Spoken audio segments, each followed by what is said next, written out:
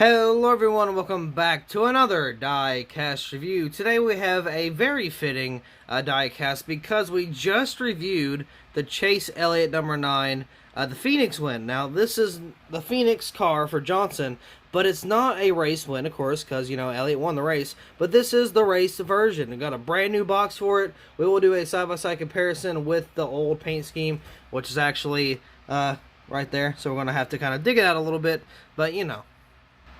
It's okay, not a big deal. So this is a brand new box. Of course, got a little bit of the pattern, and I love it. I really do. I love this type of box. They should have had this for the standard. I think they did this for... Who'd they do this for? They did this for Danica Patrick with her Daytona ride.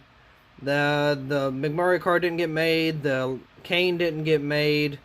Let's see. Gordon had a final box like this. Junior had a final box like this. And I'm missing one. Gordon had a final box. So Gordon, Stewart, Jr., and Danica, I'm pretty sure, were the ones that I remember that had this like type of special box for their final ride. Now, I will be honest, I do want to get the 124. I'm kind of iffy on it. Like, I do, but I don't, because I've got everything else, right? I've got the hauler, I've got the primary, not the primary, but I've got the clean version and the race version. I got the Elliott car to go with it, and I'm going to get the 164, the Elliott car, whenever that comes out. So, I mean, I do want to get the 160 or the 124, but I think the 124 is like a gray. It's not silver, it's more of a gray, as far as I'm aware of. I don't know, we'll just have to see, because I don't know, like, how much I want to spend, because I am being a little more, saving type, because I'm trying to get a different car, like a real car, a real 1/1 scale, you know, civilian car. I'm trying to get my dream car, so I'm gonna put like a lot of my check back to that car, so I'm not gonna have nowhere near as much to spend, but hey, still gonna have a little bit of room to make some diecast reviews and all that good stuff. So we're going to try to get the 124. I don't know if we will, but we're definitely going to try. But anyway, let's go and get this 164 review underway.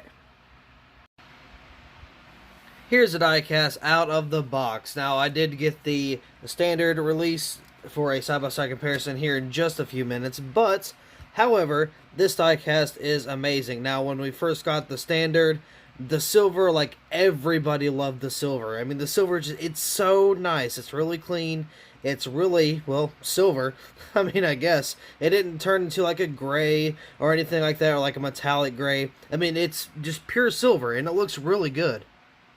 Honestly, I feel like we need a little more silver schemes, because I think last year we only got 3, which is more than normal as far as I know of, because we got the, what was it, is the Kevin Harvick pit for Busch, and the Zombie Skittles for Kyle Busch, and then, of course, we got the Jimmie Johnson.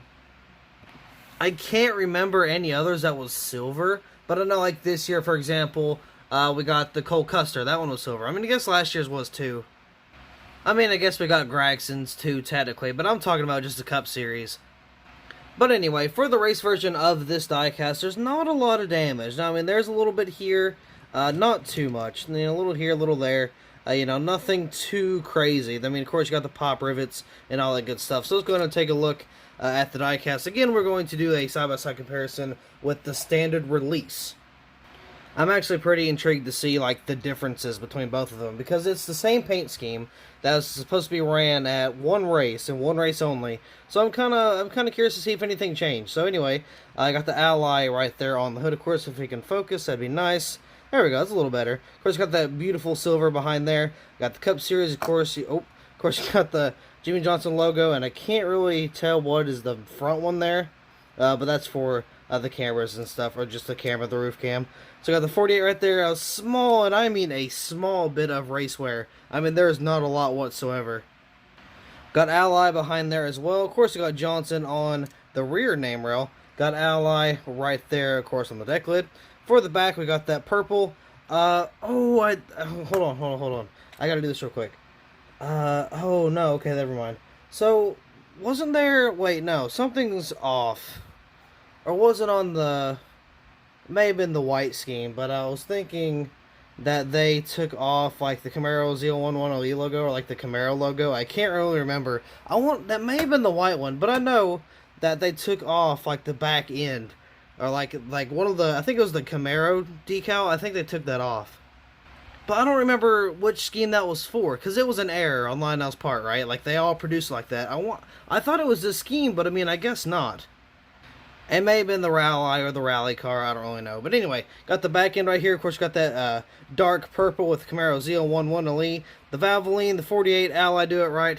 And of course, got the taillights and stuff there. So moving on to the side, we got a wee little bit of just race markings. You can kind of see right there on the A. You can see there's a little bit of the decaling right there for the window. Kind of hard to tell, but it is there. I got Jimmie Johnson on the rail, which is a little pushed up. That's kind of on the roof rail. Let's see, you got the Valvoline there. Ally, once again. Got the wheels. I wish they would start doing the race version tires. That'd be pretty cool.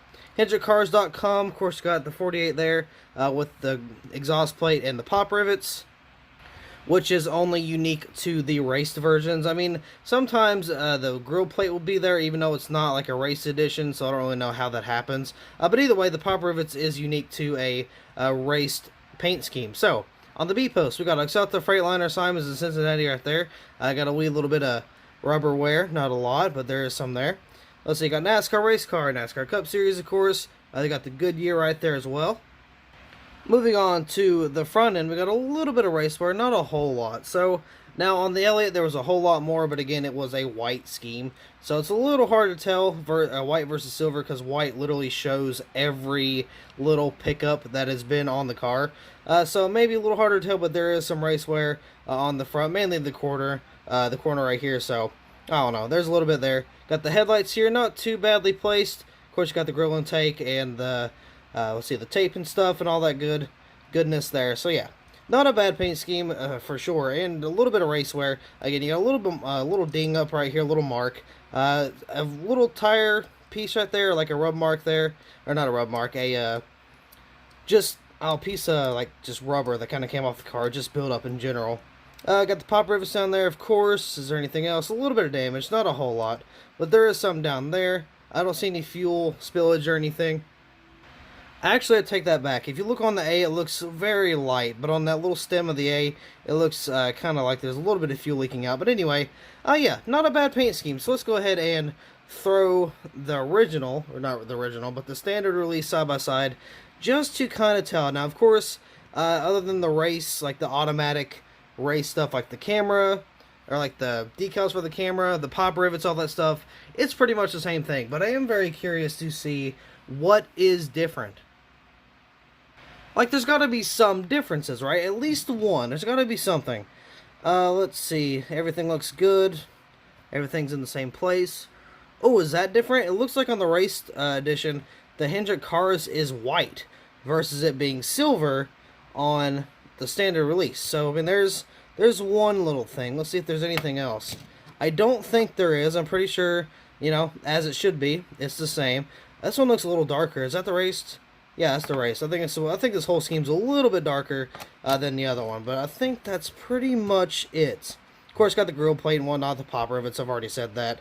The decal for the window, all the same. Not a big deal. I mean, it's not the same, but it's all the same for the raced editions. So that is something you will always have. But for the actual paint scheme, I think the only difference is that Hendrick Cars logo. I could be wrong, but I'm pretty sure that's the only thing that I could tell that is different. But, I mean, look at the box designs, too. So, here is the original, or the standard release right here. This is the box we got for that. Just your standard 2020 box, not a big deal. But for the race edition, or the race version, here is the box we got, which you guys saw earlier. I mean, look at that. I mean, it's so much better. Of course, you got the tag race version and all that stuff there, but it's so much better. I wish they came like in the same box, but I wish one would say like race version, like right here, right there would be perfect, and then you could throw probably Phoenix somewhere around there. But still, I mean, that would be a very awesome little box design. If you really wanted to, you could make it like as small as the Action Racing logo there, and you could probably put both. So you could say Action Racing, race version, and then Phoenix, or Action Racing, Phoenix, and then race version. You know, something like that. That'd be a little cool. You know, a few touches here and there. But anyway, I do believe that will be all for this diecast review. So, thank you all so much for watching. I hope you all enjoyed, and I'll see you in the next video.